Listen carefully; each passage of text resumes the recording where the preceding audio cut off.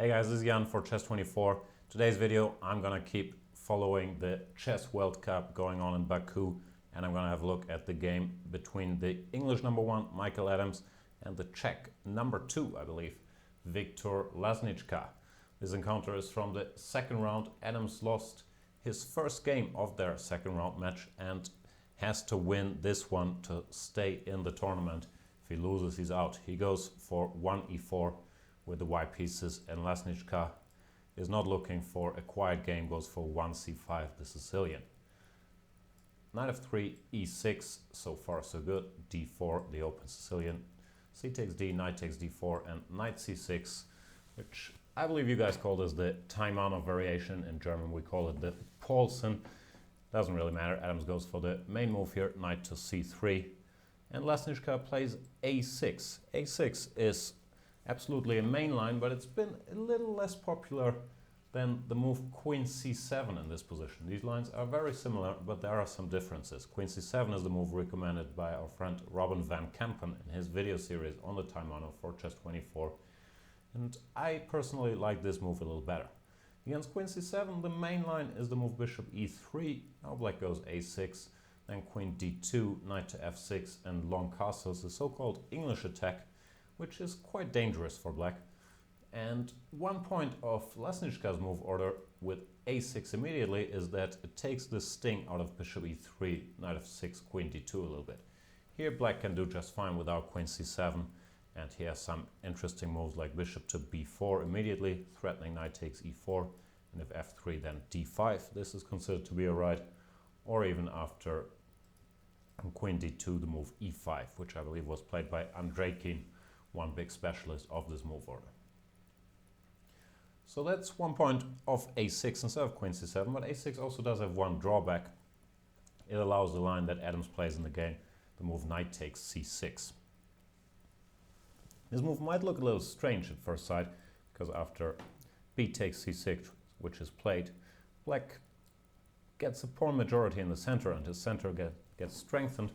But that's not the end of the story. By going b takes c6, black also loses some typical Sicilian counterplay for b5 with b5, and the center which arises after d5, let's just follow the game, bishop d3, d5 castles, it's not really that flexible. Black finds it very hard to do anything with it. He never wants to go d takes e4, because that leaves him with weak pawns on c6 and a6. Should he go d4, he will grab some space, but he also weakens some squares around it, and he finds it very hard to have any useful pawn breaks in the future. So this structure, while it's quite nice, it's also a little inflexible, and I'm not surprised that this line has become quite popular for white. Knight f6 is played, just planning to develop the pieces, of course. Gotta do that in most openings. Here white has a choice. Adams goes for the move queen to f3. Other moves, for example, are the move rook to e1, played by Caruana against Topalov, when after bishop e7, one idea is to go e5, knight d7, queen to g4, immediately hitting the pawn on g7. Queen f3, as played by Adams, leads to slightly quieter play. Like white indicates he's not planning to go f4 anytime soon, but he wants to bring his queen to g3 without having to play e5 and showing his hand in the center. So it's quite a venomous setup as well. Bishop e7, queen g3, short castles, and we see one point of the queen on g3. This bishop can go to h6 with tempo, threatening queen takes g7, checkmate. Now, of course, that's gonna get parried, but it forces black to put his knight on a slightly passive square. Knight h5 is not a good idea because of queen g4, attacking the knight again, and white is better. So the knight has to retreat, go to e8, and this bishop has accomplished its job because the knight is not really a happy camper on e8. So the bishop goes back to f4, controlling this diagonal, and some lines planning to go to e5, but generally just developing the pieces and seeing what black wants to do about it. Here, black could just bring his knight back, but then white would have won at least half a tempo by having his bishop on f4 instead of c1. And he has some tempting options here, like bishop c7, force the queen to a bad square, queen d7, bishop e5, and he exerts some pressure, so it's not a surprise.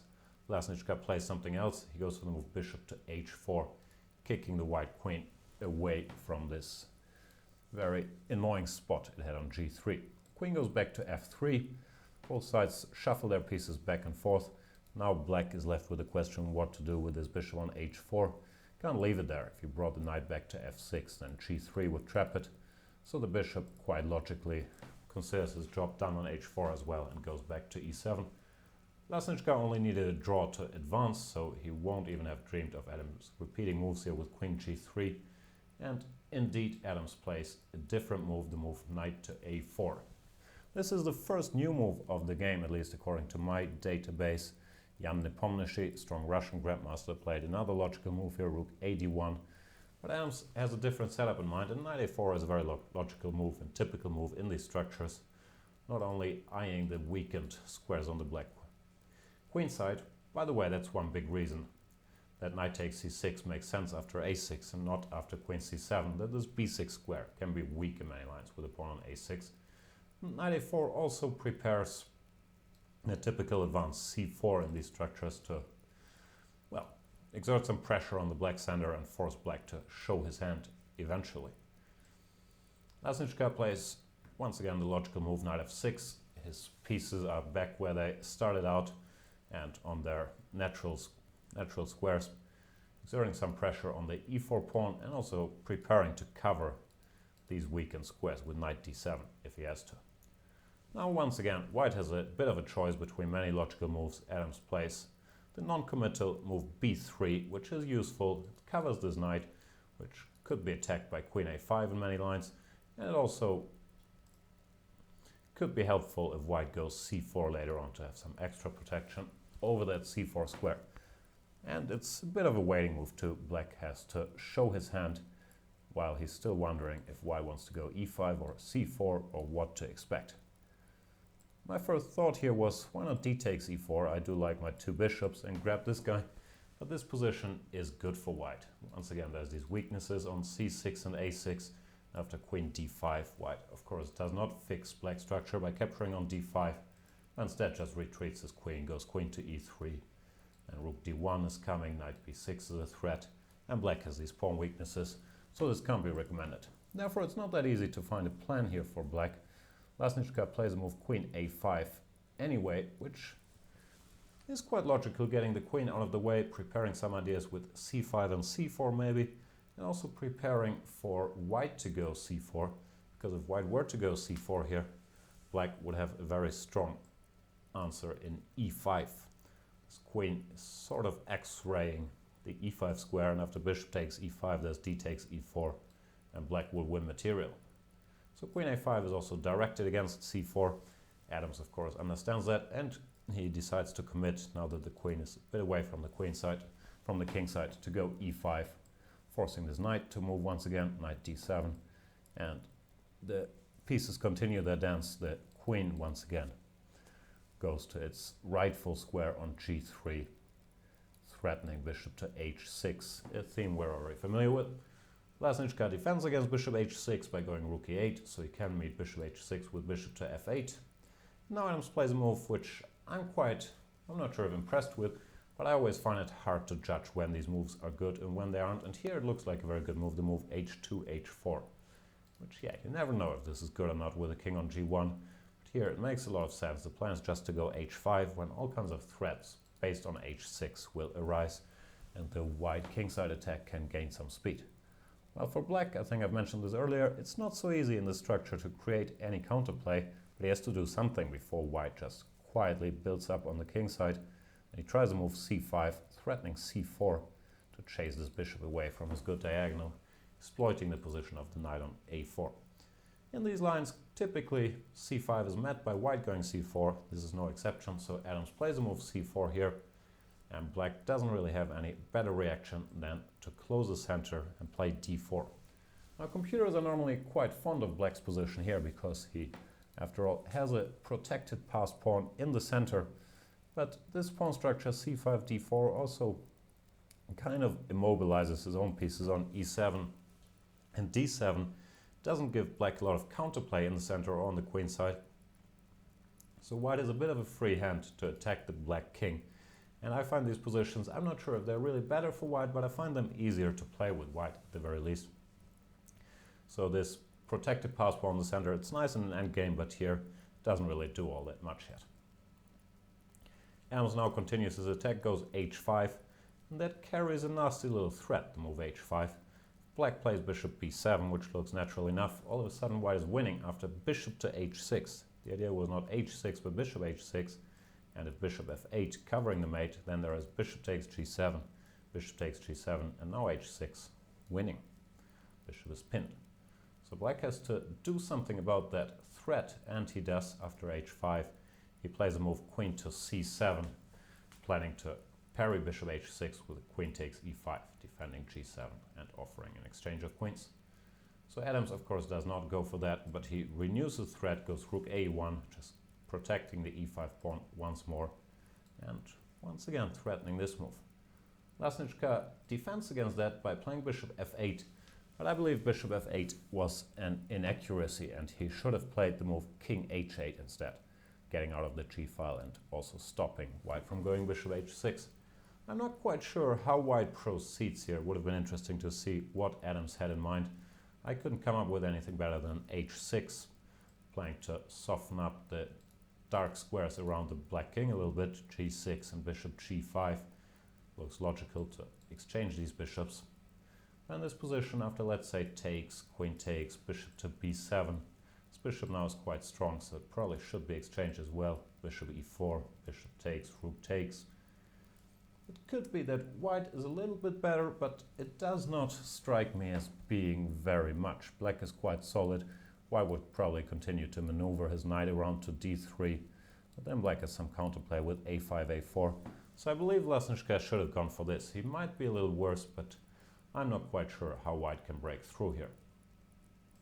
Instead he played bishop f8, which is also directed against bishop h6, but now Adams comes up with a new plan, or new resource, which turns out to be very strong. He plays the move bishop to g5, which looks like it's not doing very much, but it's just clearing the way for his f-pawn.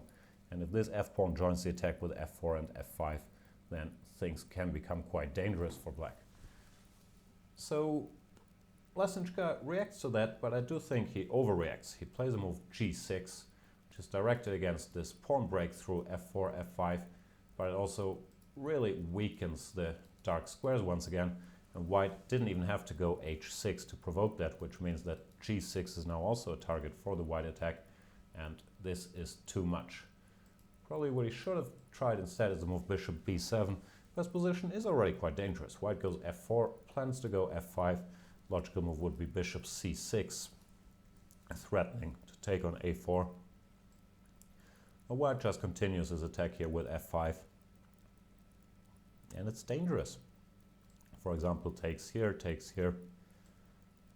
and takes here. Then, yeah, many moves are good. Rook takes f5. It's also the sneaky move bishop to f4, which I quite like, threatening e6 and planning to go bishop takes f5 and then e6. The white initiative is pretty serious here already. So after bishop g5, it's already hard to defend the black cause as far as I can see. But g6 didn't make things better. Now Adams plays f4, not so much going for f5, but mainly just strengthening his position in the center. And then he will focus his attention on new targets, which we'll see in a minute. Laznicka goes bishop g7. Now you need this bishop to cover the dark squares around the king. And Adams comes up with a very strong move, the move queen to h4. Not only eyeing this diagonal in some lines, bishop e7, bishop d6 could be a plan, but also keeping an eye on the h-file, and we'll see that this is quite serious. Then if this knight should ever move, which is not a good idea here, knight f8, then there's always ideas with bishop to f6, and all of a sudden h6 becomes a threat with mate on g7. So the black cause is already quite unpleasant here. Plays the logical move bishop b7, trying to develop his bishop, finishing development, and now, in my opinion, Adams plays the star move of the game, which is a move that, yeah, is easy once you see it, but I'm not sure I would have thought of it. He plays the move king to f2. Not very common that you centralize your king in a middle game with so many pieces on the board, but white has such good control over the position he can get away with this. He's just planning to go rook h1 and then checkmate on the h-file, which is a very worthy course. And this position, it turns out that black is pretty defenseless against the white attack. It's a strange game in a way and quite typical for Adam's style, because there were no fancy sacrifices, piece sacrifices, or even pawn sacrifices, not even a race on both flanks. But white just quietly took control of the position and built an indefensible, I always do that wrong, built a strong attack on the kingside without conceding anything. So very typical for Adams to play all over the board and not even give his opponent counterplay. And I quite like this game for this reason. So it's not over, but the white attack based on rook h1 is very, very strong. I've tried some defenses here, but nothing really works. The cutest line is the move h6, which looks logical, trying to get this bishop to go to e7, where it would be lost actually after g5. But there is one big drawback with h6, and pretty sure this would have happened. H takes g6. There's a piece sacrifice. Even Michael Adams will happily enter. H takes g5, queen h7, check, king f8, g takes f7, king takes f7. And now the very pleasing move, king back to g1. The king has done his duty, preparing rook h1. Now the action is on the f file, so the king clears the way of the f1 rook, and there's no defense against the threat of f takes g5 check. Black tries g4, and then white goes f5 and crashes through anyway. So this could have happened. It didn't happen. I'm sure both players saw this line, and instead Laznicka tried the desperate rook to f8, preparing to go f6 or f5 to either at least get some counterplay or block this bishop after f5. Rook f8 also has its drawbacks, of course. It's taking the square away from the king and the knight. Adams just continues his attack, not impressed, goes rook h1 with a very heavy threat of h takes g6, followed by queen h7 checkmate. Laznicka tries to close the position with f5. If he tried to open it instead with f6, white would just punish him with hg6 anyway, threatening checkmate here. And after hg, bishop g6. Or queen h7 immediately. There's no real defense. So f5, last try. But Adams, once again, now he doesn't even need to sacrifice anything at all. Just keeps building his attack. Queen h7 check, king f7. And a very typical move for these types of attacks. This bishop is pinned. So you cash in on that fact and go rook to h6, overloading the black defenses, attacking the g6 pawn, which can't be defended. And Laznicka resigned here. There's nothing he can do. Rook takes g6 or queen takes g6 will just end the game. Could have continued for a couple moves, like a move like queen c6 would have been led to some nice finishes. Queen g6, king g8, and bishop e4. Only in analysis do we see Adams' piece sacrifices, f takes e4, rook to h1, with another typical idea for these structures, with a queen on g6 and two rooks on the h file. Rook h8 checkmate is very hard to parry, and here it would not take long. e3 check, king e1, and the checks expire. Tough language, this is English. So rook h6, move 29, was the last move of the game.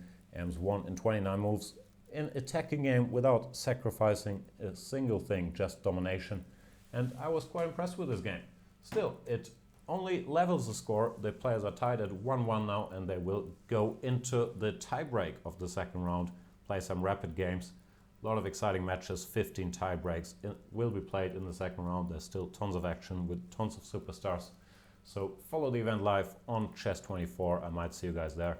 Thank you for watching this video. Bye bye.